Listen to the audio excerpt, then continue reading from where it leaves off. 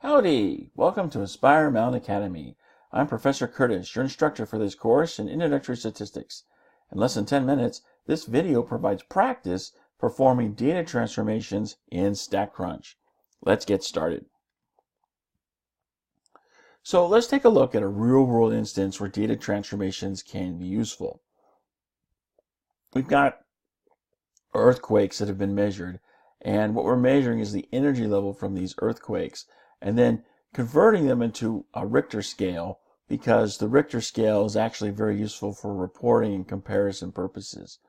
So we want to know, are the energy levels that we have before we convert it to the Richter scale, is that data set normally distributed?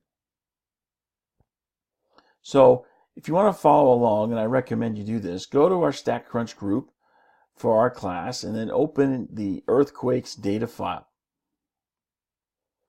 You'll see that the original data contain measurements for energy level and depth. So what we want to do is look at the column for energy level and see, is that data normally distributed? So we start by constructing a histogram and normal quantile plot. So go ahead, stop the video here, go ahead and construct these plots, and then come back and we'll see how well you did. Okay, so your histogram and your normal quantile plot should look something like what you see here.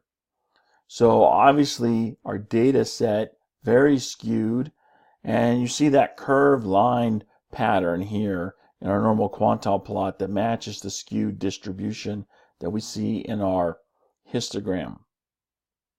We also have an outlier here out towards the right on our histogram, but it's only one. So remember, just one outlier alone doesn't really qualify as a disqualification for assessing normality. You've got to have more than one outlier. And here it looks like we've only got one. So that's not going to disqualify us. But the skewness in our distribution definitely will disqualify us. So yeah, this is not a normal distribution for our data set. So the points don't conform to that red line. We're not normally distributed.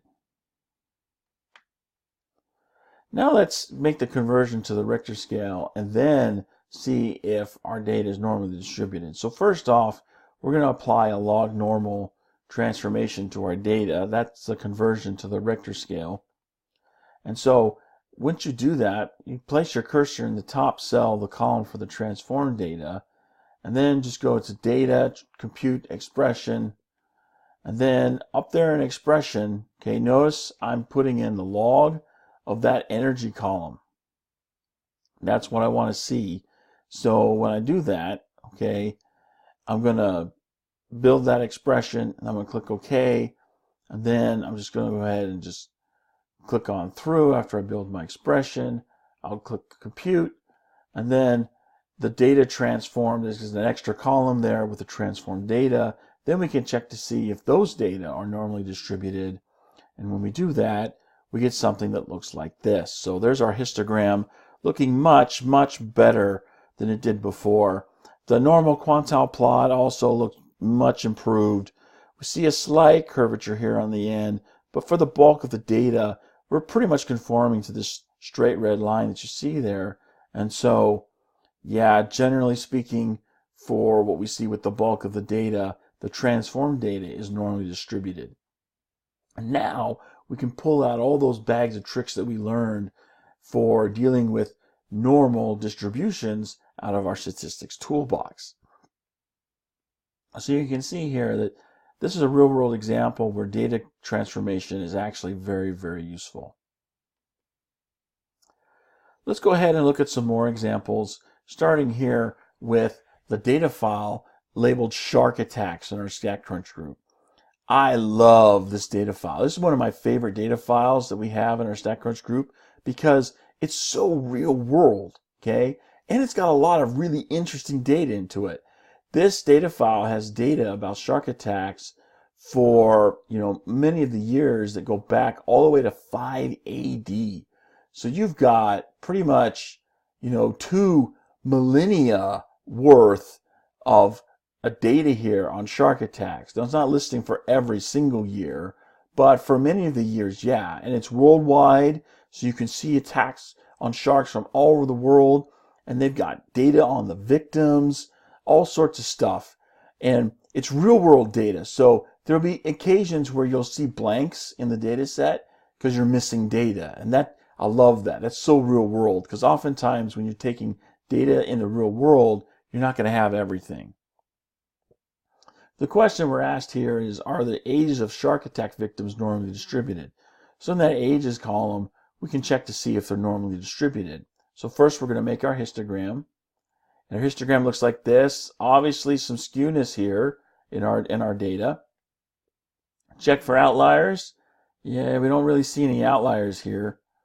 Make a normal quantile plot. So we do that, we get something that looks like this. Again, you notice that bend here from what would otherwise be a straight line. So that's resulting from the skewness that you see in your distribution. And definitely we can say this data, they're not normally distributed. So let's see if we can make some data transformations to make a normalized distribution.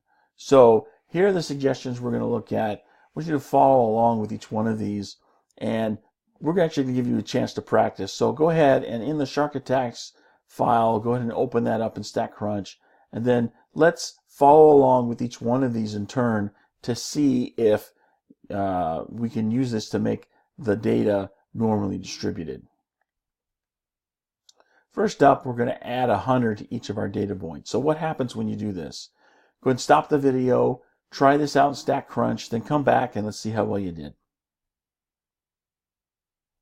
Okay, let's see how well you did with this. So in your expression field for building your expression, you should have something that looks like this. And then when you go ahead and compute with that, get your histogram and your normal quantile plot coming out, and this should look something like this. So definitely with this sort of result coming out, notice it didn't change anything, it just shifted everything over. That's typically what you do when you add numbers. And so we're going to conclude that, yeah, we didn't get a normal distribution out of this transformation.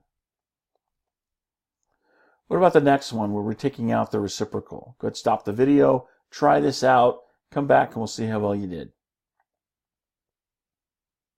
So here in this instance, when we're taking the reciprocal, in your expression field, it should look something like this.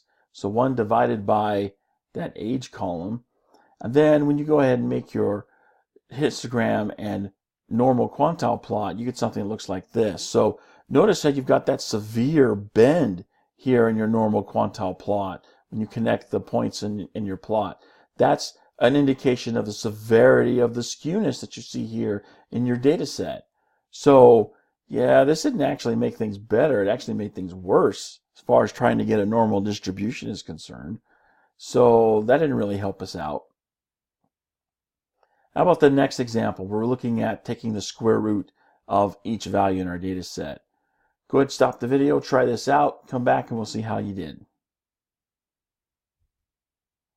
Okay, let's see how well you did with this. In the build function, this is what you should get. Use that square root function. And then when you make your histogram and normal quantile plot, wow, this is looking a lot better. So it's not exact, but you can see from, the histogram and the normal quantile plot, now we've got something that looks much more closer to a normal distribution. One last one to try. Let's take the logarithm of each value. So stop the video, take this out, and then come back. We'll see how well you did. Okay, so here you should get in your build function, just use that log function, and then your normal quantile plot and your histogram are going to look like this. And yeah, it actually shifted everything, skewed it the other way. So yeah, these data are not normally distributed. So it looks like taking that square root that we saw previously, that's going to be our best bet for getting that normal distribution. And that brings us to the end of this mini lecture. I hope you found it helpful. You can find more mini lectures for this and other courses at AspireMountainAcademy.com. Thanks for watching. I'll see you in the next video.